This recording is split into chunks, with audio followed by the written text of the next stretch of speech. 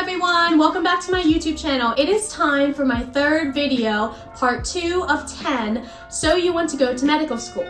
But first, make sure that you please subscribe to my YouTube channel as well as check out my Instagram at emily.med for more amazing content on how to get into medical school as well as anything pre-med. Let's get into the video. Today, we will be talking about the AMCAS application, more particularly the work and activities section, your personal statement, letters of recommendation, and secondary essays. For the work and activities section on your AMCAS application, you're going to get 15 spaces with 700 characters to explain what did you do, how did you make an impact. And out of those 15, you're going to have 3 that are the most meaningful to you. So you get an extra 1,325 characters to explain what made this activity so special.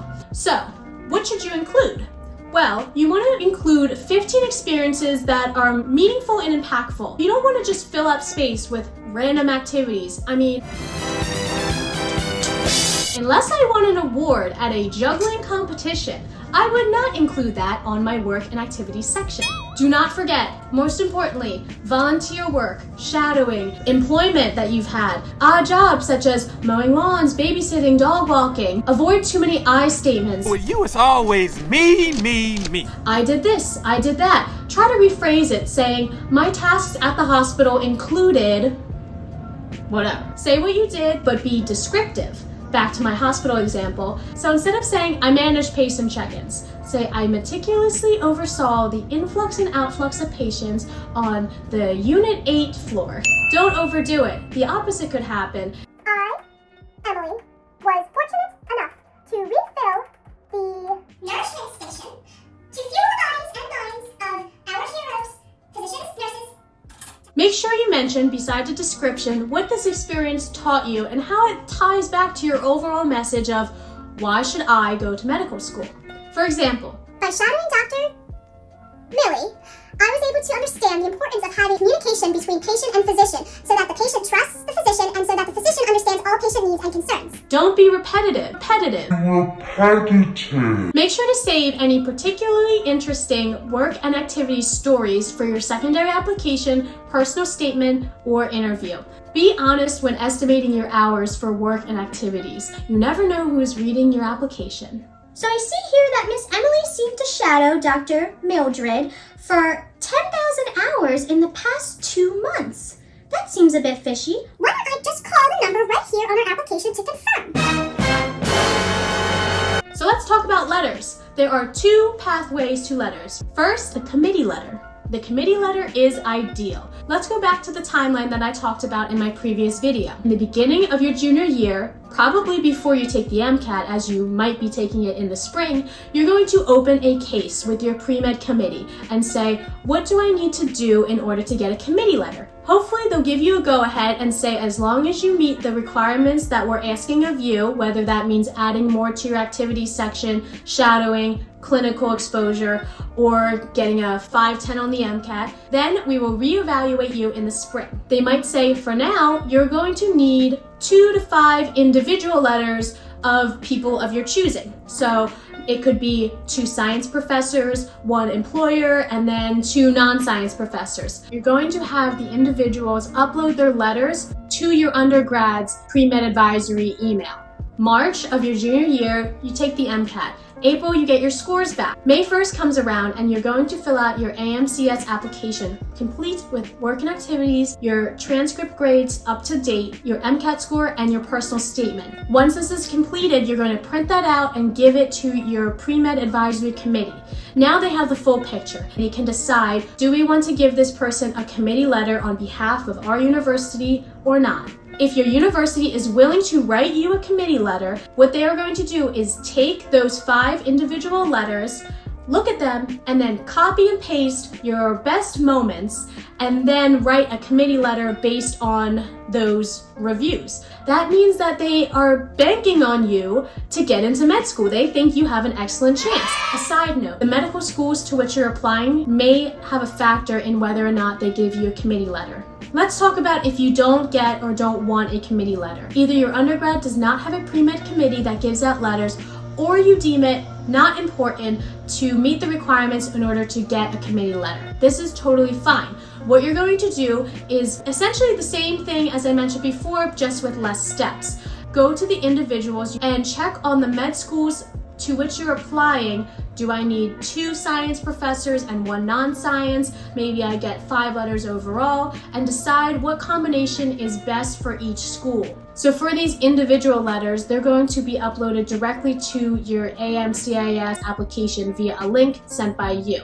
You do not have to submit the maximum number of letters. Sometimes less is more. It depends on your unique situation. Let's talk about the types of people you want to write your letters. Regardless of whether or not you're going to get a committee letter or individual letters, you want to choose people who have authority or had authority in your life in a work or academic setting, and those who can really speak on your behalf.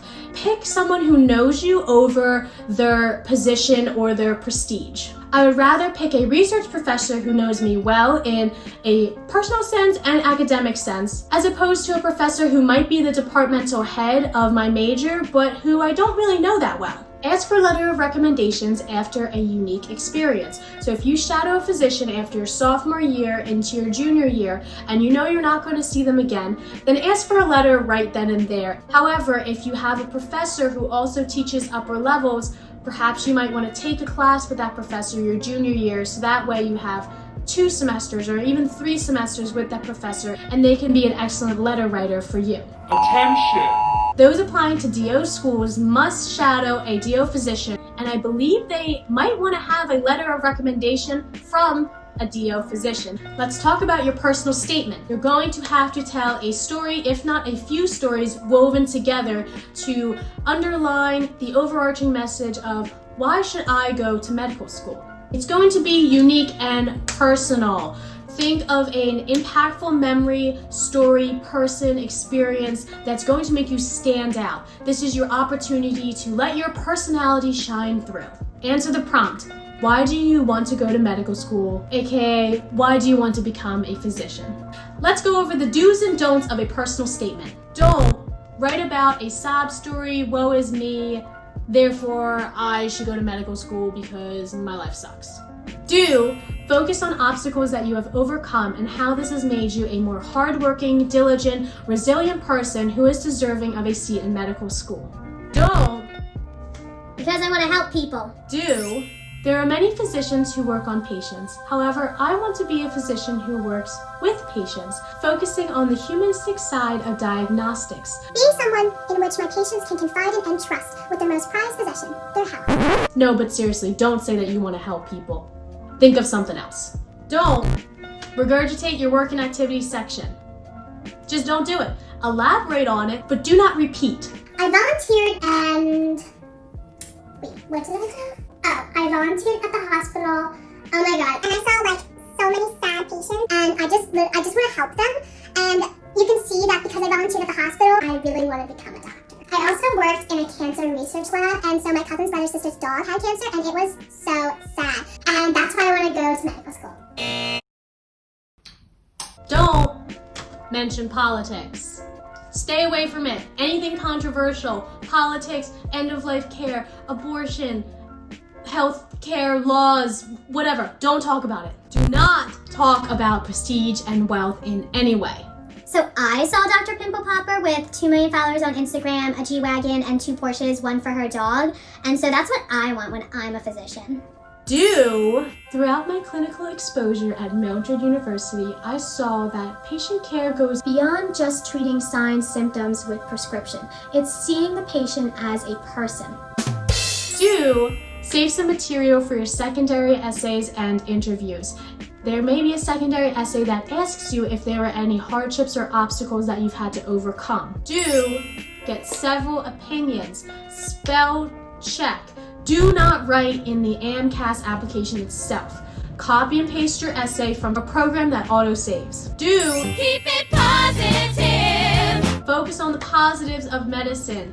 Don't talk about physician suicide rates, overworking, controversy with residency hours. Focus on the positives of this field. Don't break HIPAA laws. Make sure you're not going too specific into cases that you've seen or observed. Let's talk about secondary applications. After you submit your primary AMCAS application on June 1st, hopefully, you're going to receive secondaries from the specific schools you applied to. These secondaries may come in a few hours after you submit or as much as a few weeks, and sometimes you may not even get a secondary, but most schools do not pre-screen. So if you send in a primary application to them, they will get back to you with a secondary essay because that means more for them. Because you will be paying $30 up to $250 for each individual secondary that you are going to submit. The secondary application could include some additional biographic or academic information, as well as 2 to 4 secondary essays. The rule of thumb is to return within 2 weeks or less.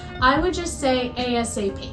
Pre-write these secondaries. Every student says they wish they pre-wrote or they wish they took it seriously. If you're applying to 15 schools, it's going to be a big time crunch to get together 15 times 3, 45 mini essays within a span of 2 weeks. Look up the typical secondary essays for the med schools to which you're applying. They usually do not change, but make sure you check this. Look up the med school's mission statements and see what they stand for. Make sure to name drop certain programs or things that you notice on their tour if you were able to visit already. If you're in a time crunch, you didn't pre-write 32 additional secondary essays, make a subset of schools that you're going to prioritize their secondary applications. This could include a few reach schools that are just your dream schools, a few mid-tier ones, and then a few that are your safety options that you think you have a really good shot at. Ideally, you want to tailor all your essays, but you should be doing a lot of copy and pasting with all these secondary essays because in the end, you're only going to choose one school. Just make sure you change the name for your secondary applications. Try not to repeat everything that you said in your primary. You can take activities and experiences that you did,